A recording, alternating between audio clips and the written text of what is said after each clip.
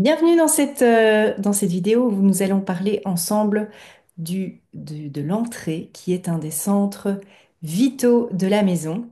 Je vous laisse avancer de quelques minutes parce que cette vidéo, je l'enregistre et en même temps, je passe en direct dans le groupe Facebook de Range ta vie. Si vous me regardez sur YouTube, je vous mettrai le lien en dessous pour participer au groupe Facebook qui est un groupe bienveillant dans lequel on partage beaucoup de trucs, d'astuces et surtout on est très solidaires pour tout ce qui est rangement, ce qui est désencombrement, tri, etc.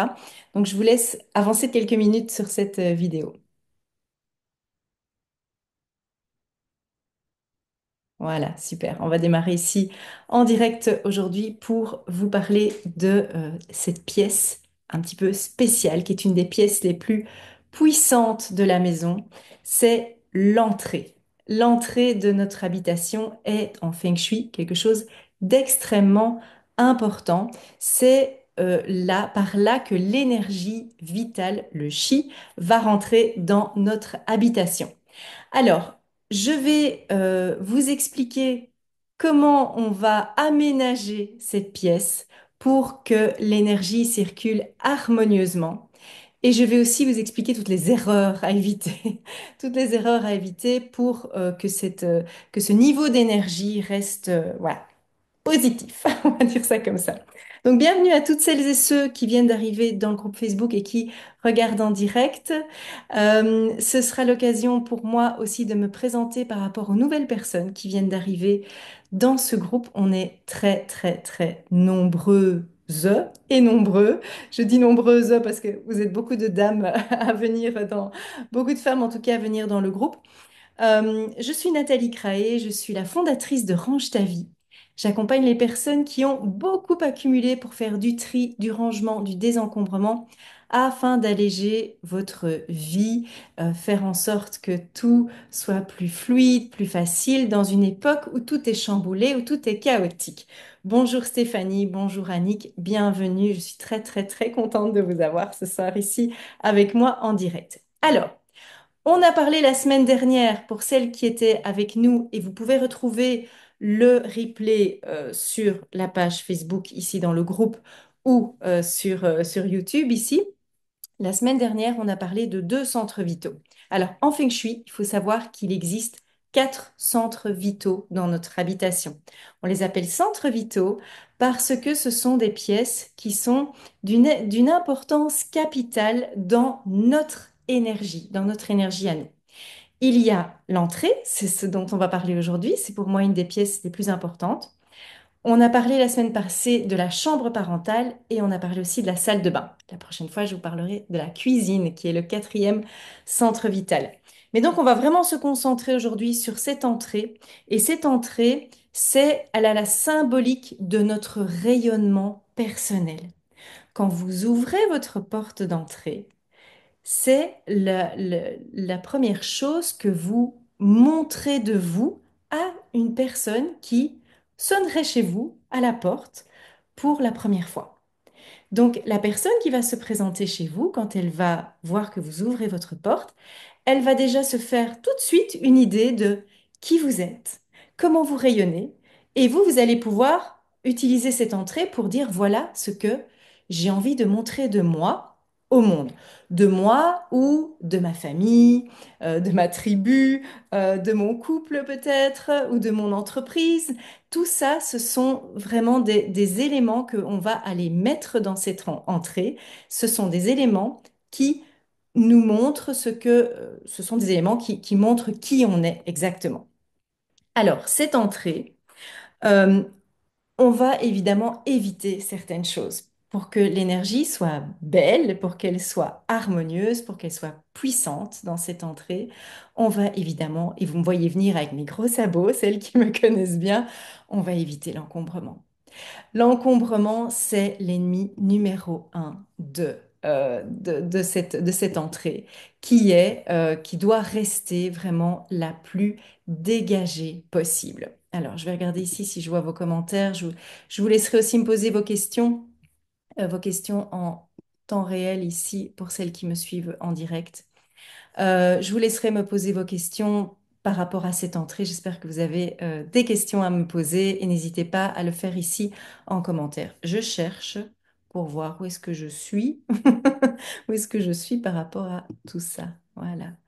Alors, dans le groupe Range ta vie, ici, parce que je ne sais pas lire tous vos commentaires forcément ici, donc je préfère aller regarder ici sur l'ordinateur. C'est pour ça que vous me voyez parfois un peu en décalé.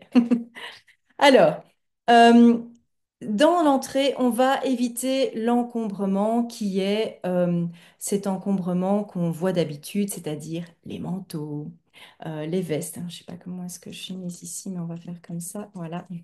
Les manteaux, les vestes, les chaussures aussi.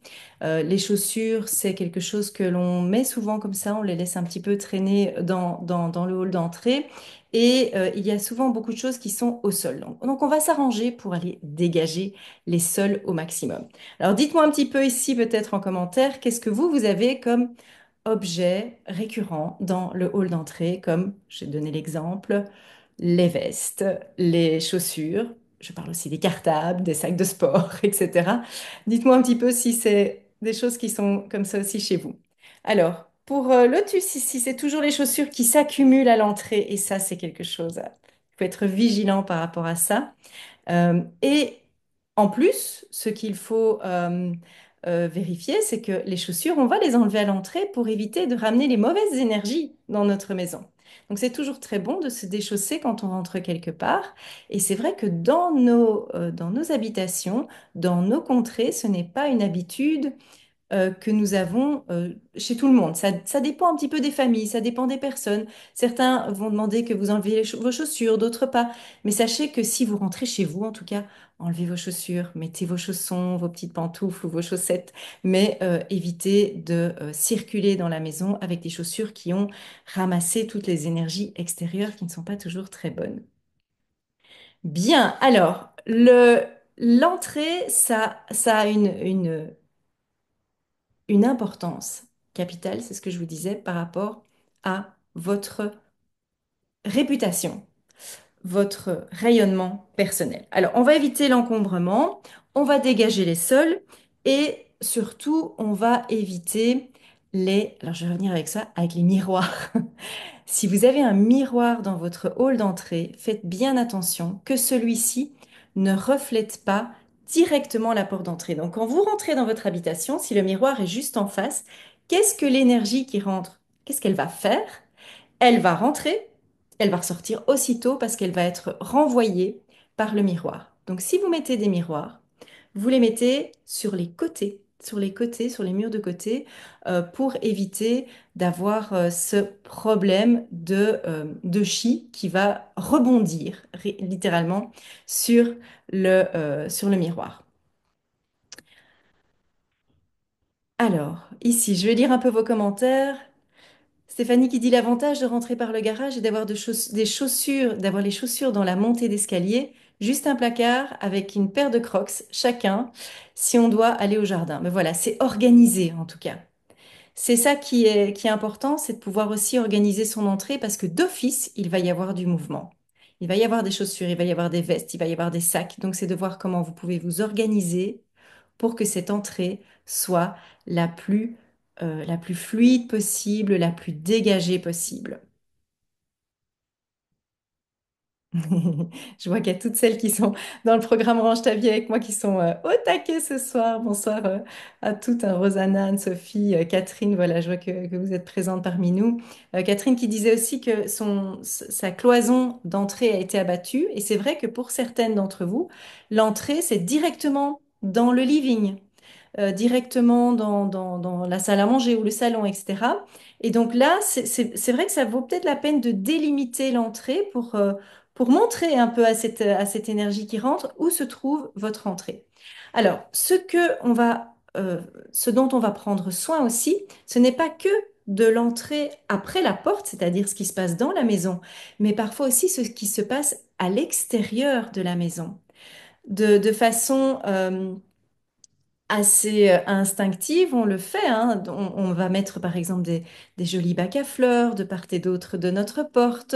On va soigner l'entrée avec des décorations, des choses qui vont dire, eh oh, ici on aime par exemple Halloween, on aime Noël, etc. Donc il y a quelque chose qui vient, il y a des éléments de décoration qui viennent dire quelque chose de vous. Ça vient dire, je prends soin de ma maison ou pas. Ça veut dire je vis en famille ou pas. Ça veut dire j'aime la fête ou pas. Donc ça, ce sont des éléments importants à tenir en compte. C'est le soin que vous apportez aussi à l'extérieur. Et quand vous vivez en appartement, c'est aussi très important de pouvoir vérifier le paillasson. Le paillasson devant votre porte, simplement un paillasson sur lequel il est écrit Welcome et ce paillasson est propre, il est accueillant, ça fait du bien. Un vieux paillasson tout effiloché, voilà, qui est tout sale, ça apporte tout de suite une autre énergie. Les poubelles qui sont devant la maison, ça apporte aussi une mauvaise énergie. Alors bien sûr, il y a des moments où ça va être comme ça, où on va avoir des choses à déménager, des choses qui sont pas très propres, très rangées, mais ça ne va pas stagner. Il faut toujours éviter cette stagnation dans le feng shui pour éviter que le chi vienne s'alimenter de tout ça. Je vous parle souvent d'une espèce de marécage. On va essayer d'éviter ça. Alors, l'entrée, c'est aussi une zone dans laquelle on va mettre des éléments qui sont plutôt feu. Vous savez qu'en Feng Shui, pour celles qui ont celles qui ont participé, pardon, la semaine dernière, il y a plusieurs éléments. Il y a l'eau, il y a le feu, la terre, le métal et je ne sais plus ce que j'ai dit. L'eau, la terre, le feu, le métal la terre, je ne sais plus ce que j'ai dit maintenant, le bois, voilà, le bois, merci, le bois. Et donc, cette entrée, on va y mettre des éléments feu et on va aussi, on peut, hein, c'est une suggestion, et on va aussi pouvoir placer des éléments bois. Pourquoi? Parce que le bois va venir nourrir ce feu.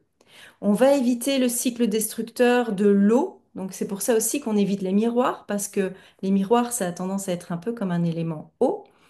Euh, On va peut-être éviter le couloir peint entièrement en bleu, hein, de cette façon-là. Et si, voilà, on va pas refaire toutes les peintures, mais si c'est le cas, allez voir comment on peut venir ajouter des éléments qui vont montrer ce feu intérieur, qui va être cette puissance intérieure. Ça va être de la lumière d'abord. Le feu, c'est d'abord de la lumière.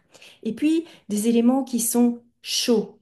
Ça peut être dans les couleurs rouge, orange, jaune, doré, tout ce qui va rappeler justement ces couleurs qui viennent du feu. Dans les éléments en bois, on va avoir toutes les teintes de vert, on va aussi avoir toutes les teintes qui vont être plutôt même terre, hein, beige, etc. Tout ça, ça peut rentrer dans ce hall d'entrée, dans cette entrée. Mais ce qui est surtout important, on va éviter de faire un patchwork avec plein d'éléments pour être sûr que tout va bien. Ce qui est important, c'est de prendre conscience de ce dont vous avez besoin, de prendre conscience et d'aller observer votre entrée en disant, tiens, qu'est-ce que mon entrée dit de moi?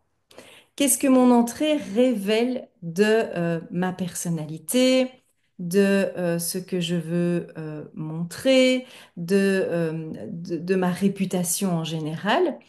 Et ça peut être très, très, très intéressant comme exercice de sortir de chez vous et de rentrer avec un regard tout à fait neutre et de vous dire, tiens, si je rentrais chez moi pour la première fois, qu'est-ce que je me dirais des habitants de cette maison?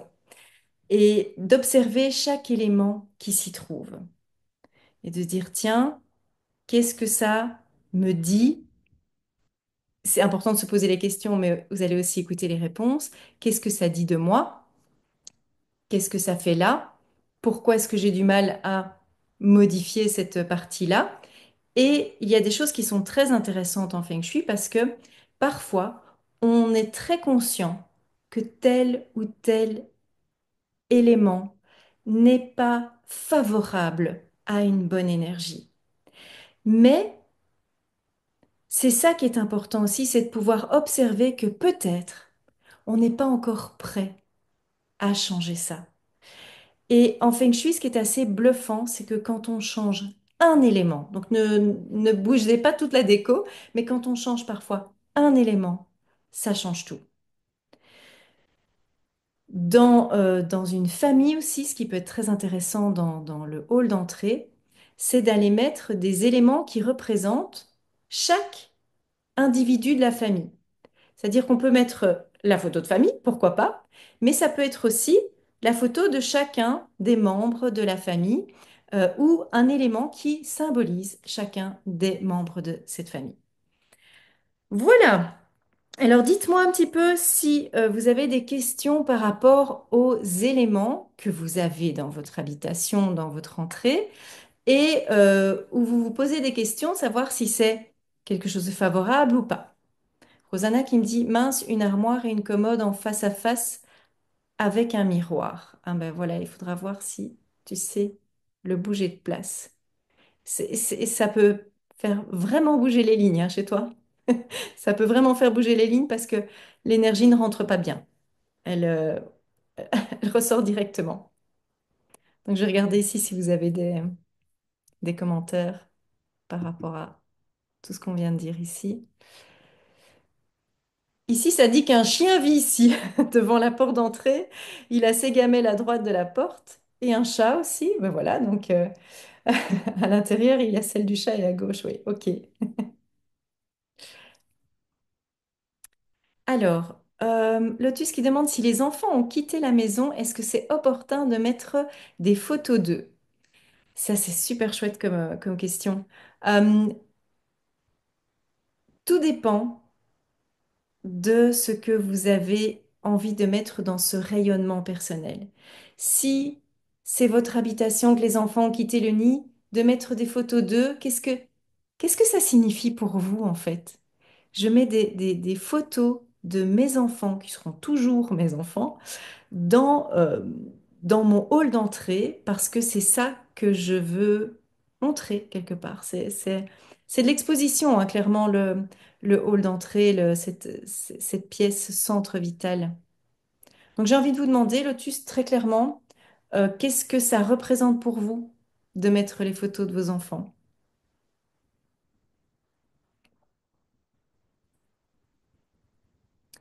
Alors, Flocéane qui me demande ici des miroirs sur le mur à droite de la porte d'entrée. Pas de problème. Il n'y a pas de problème tant qu'il ne reflète pas directement la porte. Et tant que ça ressemble pas non plus à une galerie des glaces avec plein de choses qui se reflètent. Un miroir, ça double tout aussi. Mais c'est normal aussi d'avoir un miroir dans l'entrée parce qu'on aime quand même bien voir la tête qu'on a avant de sortir. Ça, c'est pratico-pratique. Euh, alors pour Lotus, elle me dit, par rapport aux photos de ses enfants, ça signifie qu'ils sont ma plus belle fierté. Ben voilà.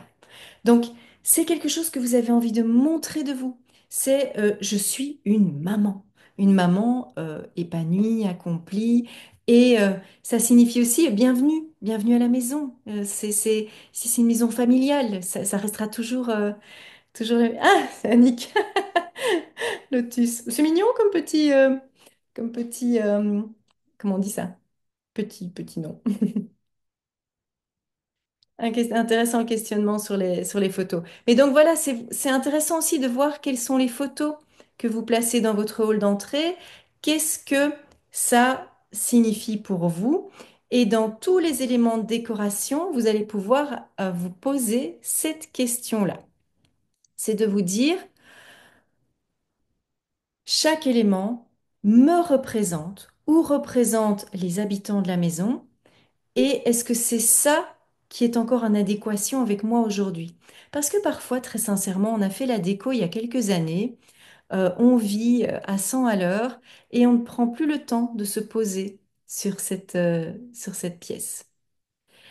On prend plus le temps et on sent que parfois il y a un décalage entre ce qu'il y a dans notre entrée et qui on est aujourd'hui. C'est par exemple, et je reprends l'exemple des photos des enfants, de se dire, tiens, dans l'entrée, il y a toujours des photos de mes enfants quand ils étaient bébés. Or, aujourd'hui, ils ont 30 ans. Bah, est-ce que c'est encore en adéquation avec vous? Ou bien est-ce que vous dites, tiens, tout compte fait, est-ce que je ne mettrai pas des photos de aujourd'hui, puisque j'en suis fière?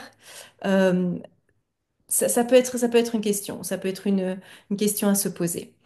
L'importance aussi d'avoir des choses qui soient vivantes dans un hall d'entrée. Je vous parlais tout à l'heure d'un élément bois, les plantes. Vous allez dire, j'adore les plantes, hein. Vous venez chez moi, je suis une madame plante, mais très clairement, dans l'entrée, une plante, ça change toute l'énergie. C'est un élément bois qui va venir alimenter, qui va venir nourrir cette belle énergie. On peut aller placer à côté d'une lampe, par exemple, avec certains éléments qu'on a envie de mettre dans cette entrée parce qu'ils nous représentent. Voilà. Voilà. Et c'est ce que disait Annick, ne pas rester dans son passé, ça peut faire ça aussi. Parfois, on se sent un petit peu tiré vers le passé et on se dit, voilà, c'est pas génial pour nous. Alors, pour Jocelyne, on me demande aussi les photos de personnes disparues. Alors, en Feng Shui, c'est comme les plantes, etc.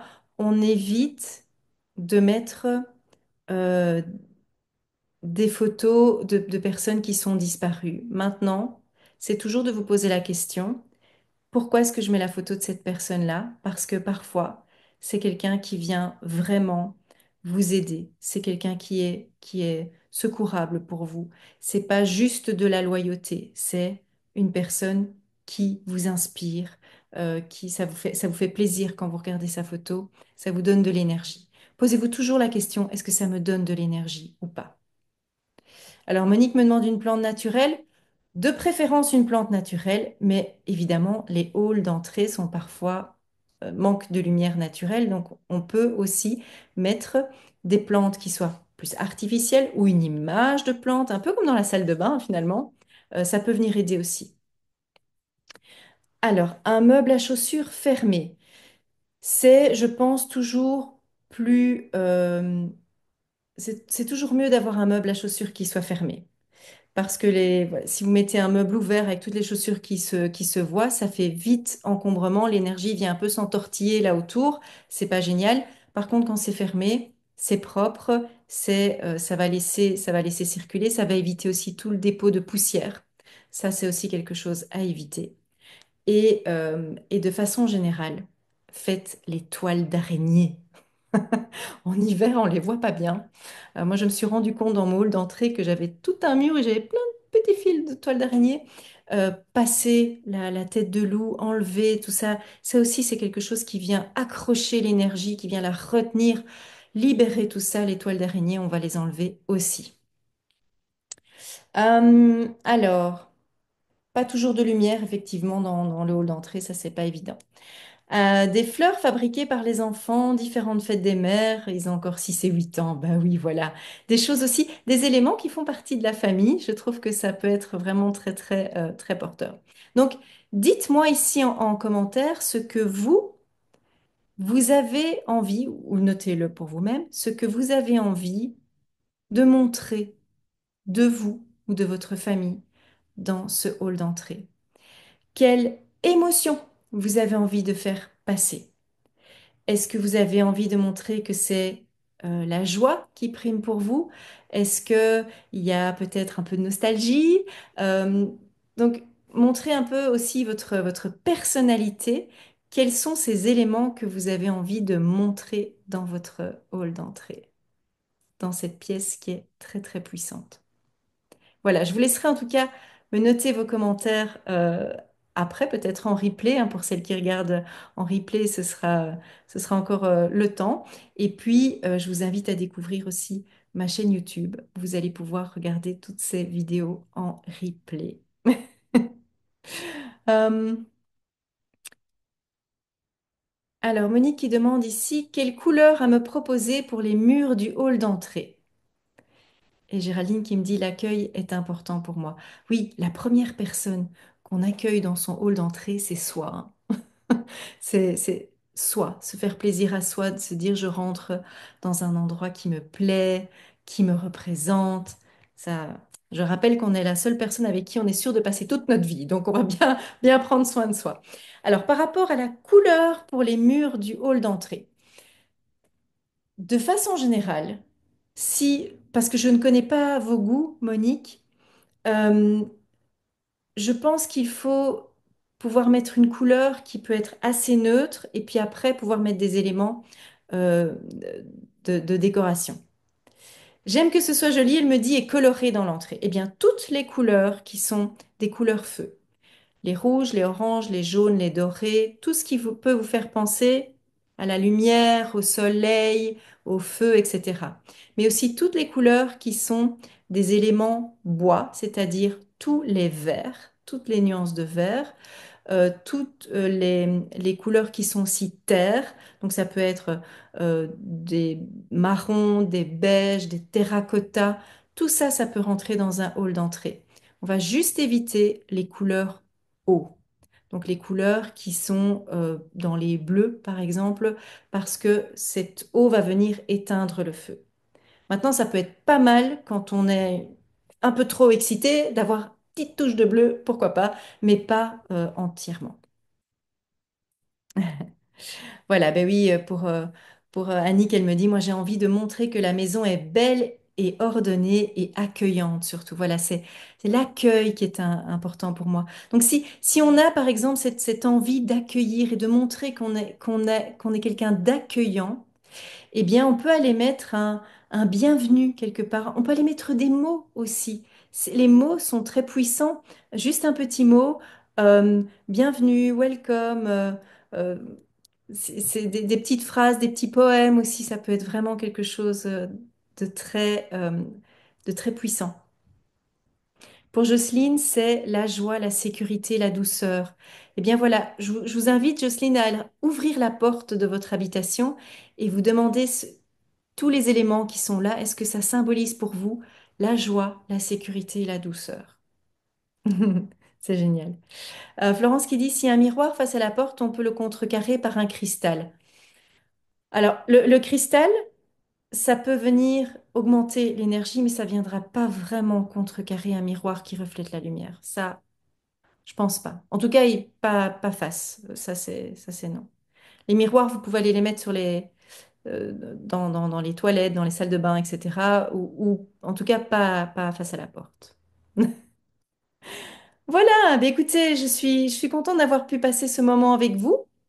J'espère que ça vous a aidé de passer en revue tous ces éléments que l'on met dans notre entrée, qui est un des centres vitaux du Feng Shui. Eh bien, je vous souhaite une très très belle soirée et je vous dis à très bientôt.